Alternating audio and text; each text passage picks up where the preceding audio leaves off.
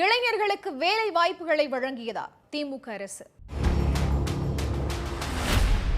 2021 சட்டமன்ற தேர்தல் அப்ப ஆண்டுக்கு 10 லட்சம் வேலை வாய்ப்புகள் உருவாக்கப்படும்னு தேர்தல் வாக்குறுதியை கொடுத்துச்சு திமுக.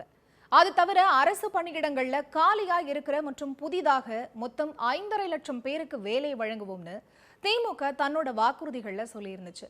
கொடுத்த வாக்குறுதிகள் வெறும் அறிவிப்பாவே இருக்கு, இளைஞர்களுக்கு எந்த விதமான வேலை வாய்ப்புகளும் ஏற்படுத்தி தரலன்னு எதிர்க்கட்சி தலைவர் எடப்பாடி பழனிசாமி, பாமக தலைவர் அன்புமணி உள்ளிட்டோர் தொடர்ந்து குற்றம் சாட்டுறாங்க.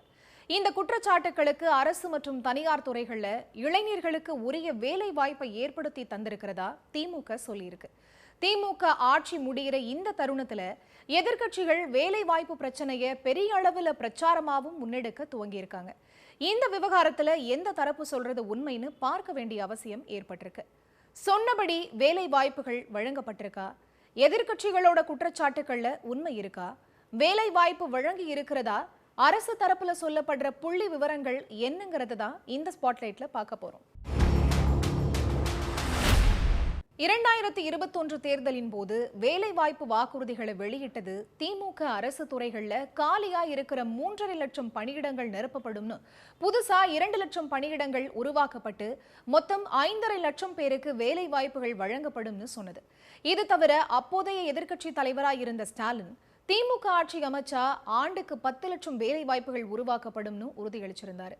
திமுகவோட ஆட்சி காலம் முடிவடைகிற இந்த நேரத்துல வாக்குறுதிப்படி வேலை வாய்ப்புகள் உருவாக்கப்படலன்னு, இளைஞர்களை திமுக அரசு ஏமாத்திடுச்சுன்னு குற்றம் சாட்டிட்டு வராங்க. அரசு துறைகள்ல இதுவரை 40,000 பணியிடங்கள் மட்டுமே நிரப்பப்பட்டிருக்கணும். 4.5 ஆண்டுகள்ல அரசு துறைகள்ல 1.5 லட்சம் பேர் ஓய்வு பெற்றும் காலி பணியிடங்கள் நிரப்பப்படாம இருக்கணும் எதிர்க்கட்சிகள் கடுமையா விமர்சிச்சுட்டு வராங்க. எதிர்க்கட்சிகள் குற்றச்சாட்டுல உண்மை இருக்காங்கிறதையும் இந்த தருணத்துல பார்க்க வேண்டியிருக்கு. வேலை வாய்ப்புகளை உருவாக்கி தர வேலை வாய்ப்பு அலுவலகங்கள் தமிழ்நாட்டில் எல்லா மாவட்டங்களையும் செயல்பட்டு வருது. 38 மாவட்ட வேலை வாய்ப்பு அலுவலகங்கள் தவிர பொறியியல், மருத்துவம், பிஎல் உட்பட தொழில் படிப்புகளுக்கு பதிவு செய்ய மதுரை மற்றும் சென்னையில தனி வேலை வாய்ப்பு அலுவலகங்களும், மாற்றுத்திறனாளிகள் பதிவு செய்ய ஒரு தனி வேலை வாய்ப்பு அலுவலகமும் செயல்பட்டு வருது. இந்த அலுவலகங்கள் மூலம்தான் அரசு வேலை பெற முடியுங்கிற நிலை இப்போ மாறி இருக்கிறதையும் பார்க்க வேண்டியிருக்கு. அரசு பணியாளர் தேர்வு வாரியம், ஆசிரியர் தேர்வு வாரியம், கூட்டுறவு பொது தேர்வாணையம், மருத்துவ பணியாளர் தேர்வாணையம்னு பல தேர்வாணையங்கள் உருவாக்கப்பட்டு அரசு வேலை கொடுக்கப்படுது. ஆனாலும் 2025ஆம் ஆண்டு புள்ளி விவரங்கள் படி வேலை வாய்ப்பு அலுவலகங்கள்ல பதிவு செஞ்சுட்டு சுமார் 30 லட்சம் பேர் காத்திருக்காங்க. இதுல 13 லட்சம் பேர் ஆண்கள், 17 லட்சம் பேர் பெண்கள். இதுல 19 முதல் 30 வயது வரைக்கும் இருக்கிற பலதரப்பட்ட கல்லூரி மாணவர்கள் சுமார் 12 லட்சம் பேர்.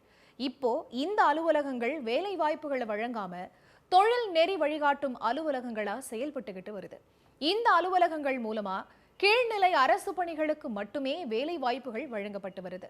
டிஎன்பிஎஸ்சி மூலமா 2024ஆம் ஆண்டு ஜூன்ல இருந்து 2025 ஜூன் மாதம் வரைக்கும் 17,702 பேருக்கு அரசு வேலைக்கு தேர்வாகி இருக்காங்க. கூடுதலா 2,500 பேருக்கு தேர்வுகள் நடத்தப்பட்டு தேர்வு பணி நடந்துகிட்டு இருக்கிறதா தெரிவிக்கப்பட்டிருக்கு. அரசு மற்றும் பொதுத்துறை நிறுவனங்கள் மூலமா 1,08,111 வேலை வாய்ப்புகள் உருவாக்கப்பட்டிருக்குன்னு தமிழக அரசோட புள்ளி விவரங்கள்ல தெரிவிக்கப்பட்டிருக்கு.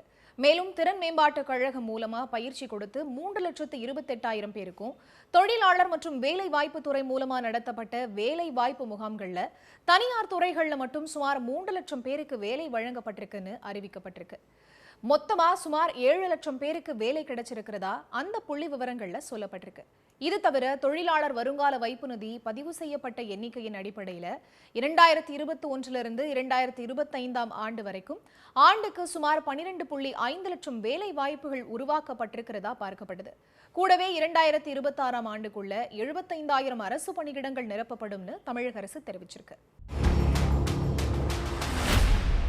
எல்லாருக்குமே அரசு பணிங்கிறது பெரும் கனவா இருக்கு. இளைஞர்களின், பொதுமக்களின் இந்த கனவை நினைவாக்குவதா பல அரசியல் கட்சிகள் இதுவரைக்கும் அரசு பணியில் இல்லாத குடும்பங்கள்ல ஒருவருக்கு அரசு வேலை வழங்குவோம்னு ஏற்கனவே தமிழ்நாட்டில் 2024 நாடாளுமன்ற தேர்தலில் பாஜகவும் 2021 தேர்தலில் அதிமுகவும் வாக்குறுதி கொடுத்திருக்கு. இதை சாத்தியப்படுத்தணும்னா தமிழ்நாட்டில் இருக்கிற 3 பேர்ல ஒருத்தருக்கு அரசு வேலை கொடுக்கணுங்கிறது தான். 2011ஆம் ஆண்டோட மக்கள் தொகைப்படி சுமார் 7,21,00,000 பேர் தமிழ்நாட்டில் இருக்காங்க. இவங்கள சுமார் சுமார் 14 லட்சம் அரசு ஊழியர்கள் இருக்காங்க. இதுல அரசு ஊழியர்கள் குடும்பங்களை கழிச்சா சுமார் 6.25 கோடி பேர் அரசு ஊழியர்கள் இல்லாதவங்களா இருப்பாங்க. இந்த கணக்குப்படி பார்த்தா தமிழ்நாட்டுல 3 பேர்ல ஒருத்தர் அரசு ஊழியரா இருப்பாரு. ஆனா இது சாத்தியமே இல்லைங்கிறது, சில மாநிலங்களுக்கு கொடுக்கப்பட்ட இதே மாதிரியான வாக்குறுதிகளை நிறைவேற்ற முடியலங்கிறது நிரூபணமாகி இருக்கு. அரசியலுக்காகவும் அதிகாரத்துக்காகவும் வேலை வாய்ப்புகளையும் மக்களுக்கு தவறான வாக்குறுதிகளை கொடுக்காம அரசு வேலையோ தனியார் துறையோ அந்த வேலைகளுக்கு தேர்வாகிற அளவுக்கு இளைஞர்களை தகுதியானவங்களா அரசு தயார் செஞ்சாலே வேலையில்லா திண்டாட்டம் நீங்கும் அப்படிங்கிறது தான் யதார்த்தமாயிருக்கு.